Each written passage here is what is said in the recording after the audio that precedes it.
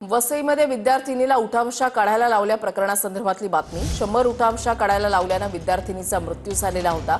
100 उठाबशा काढायला लावणाऱ्या वसईतील शाळेची मान्यता आता रद्द झाली आहे। शाळेची हिंदी, इंग्रजी आणि दोन्ही माध्यमांची 2025-26 अखेरपासूनची मान्यता ही रद्द झालेली आहे।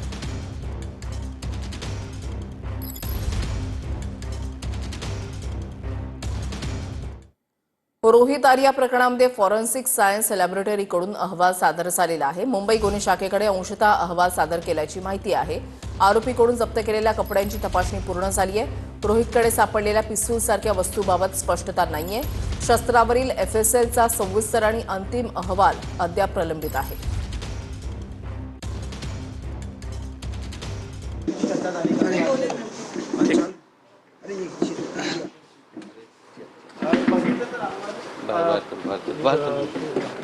परत एकदा करतो। बाहेर चलून ना। अरे यार,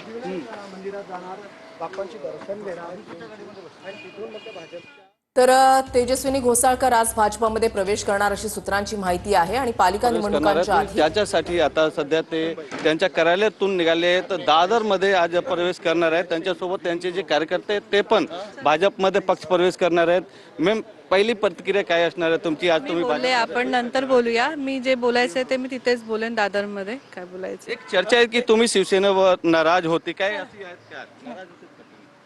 तुम्ही बघू शकतात आज पक्ष प्रवेशासाठी ते निघाले आहेत कार्यकर्त्यांसोबत आणि दादरमध्ये 10 वाजता त्यांच्या पक्ष प्रवेश होणार आहेत आणि त्याच्या आधी तेजस्वी घोसाळकर सध्या त्यांच्या कार्यालयातून निघाले आहेत। त्यांच्यासोबत त्यांचे जे कार्यकर्ते आहेत ते पण पक्ष प्रवेश करणार आहेत। मोठ्या संख्येने त्यांचे जे समर्थक आहेत ते पण पक्ष प्रवेश करणार आहेत। अनेक वर्षापासून ते video journalist Khandusa Govind Thakur, TV9 Marathi, Mumbai.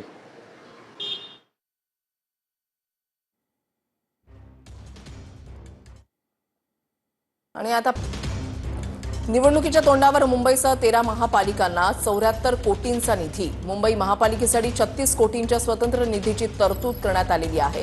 पालिका क्षेत्रातील मूलभूत सुविधांसाठी नगरविकास विभागाकडून हा निधी जो आहे तो देण्यात आलेला आहे। निवडणुकीच्या तोंडावर मुंबईसह 13 महापालिकांना 74 कोटींचा निधी। महत्त्वाची बातमी आपण पाहताय। पालिका क्षेत्रातील मूलभूत सुविधांसाठी नगरविकास विभागाकडून हा निधी जो आहे तो देण्यात आलेला आहे।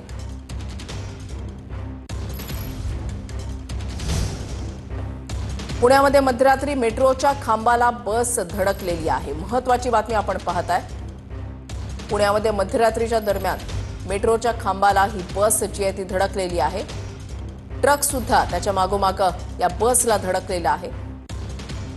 एक मोठा अपघात या ठिकाणी झाल्याचं पाहायला मिळत आहे। प्रदीप कापसे आमचे प्रतिनिधी या संदर्भातली अधिक माहिती देतील। प्रदीप, अपघात नेमका कोणत्या कारणामुळे झाला, काय माहिती मिळतेय? काही जीवितहानी झाली आहे का? अपडेट्स काय?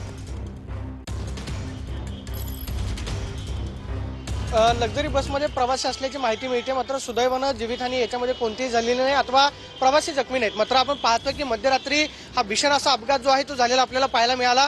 लक्झरीच्या चालकाचं नियंत्रण सुटलं आणि त्यानंतर ही लक्झरी बस जी आहे आपण पाहतो की पुढे मेट्रोच्या खांबाला थडकली आणि त्यानंतर पाठीमागून येणारा ट्रक जो आहे त्याचा ब्रेक जो आहे तो आवरला नाही। त्यानंतर आपण पाहतोय की पाठीमागचा ट्रक सुद्धा पुढच्या लक्झरी बसवरती आदळलेला आपल्याला पाहायला मिळाला। ही वाहतूक करणारी प्रवाशांची लक्झरी बस होती। याच्यामध्ये काही प्रवासी जे आहे मध्यरात्री प्रवास करत होते अशा पद्धतीची माहिती मिळते। आपण पाहतोय की MP09 DJ 3366 क्रमांकाची ही लक्झरी बस आपल्याला पाहायला मिळते की जी प्रवासी वाहतूक करत होती। मात्र मध्यरात्रीच्या सुमारास ज्यावेळेस या मेट्रोच्या खांबाला ही लक्झरी बस धडकली त्यानंतर आपण पाहतोय की पाठीमागचा ट्रक जो आहे त्या बसवरती येऊन थडकला।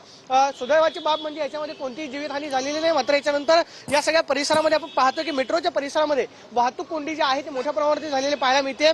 वाहतूक विभागाकडून सध्या ही इथली वाहतूक जी आहे ती सुरळीत करण्याचे प्रयत्न या ठिकाणी केले जातात। आपण पाहतोय की वाहतूक शाखेच्या कर्मचारी असतील, अधिकारी असतील, ही वाहतूक जी आहे ती सुरळीत करतात। मात्र हा बॉटलनेकचा परिसर आहे ज्या ठिकाणी मेट्रोचं काम सुरू आहे, त्याचबरोबर यापुढे पुणे विद्यापीठाकडे जाणारा हा रस्ता याच्यामध्ये वाहतूक कोंडी जी आहे ती मोठ्या प्रमाणात झालेली पाहायला मिळते। मात्र सकाळपासून वाहतूक विभागाचे कर्मचारी जे आहेत आपण पाहतोय की वाहतूक जी आहे ती या ठिकाणी सुरळीत करताना पाहायला मिळतात। मात्र दुसऱ्या बाजूला धन्यवाद प्रदीप दिलेल्या सविस्तर माहितीसाठी।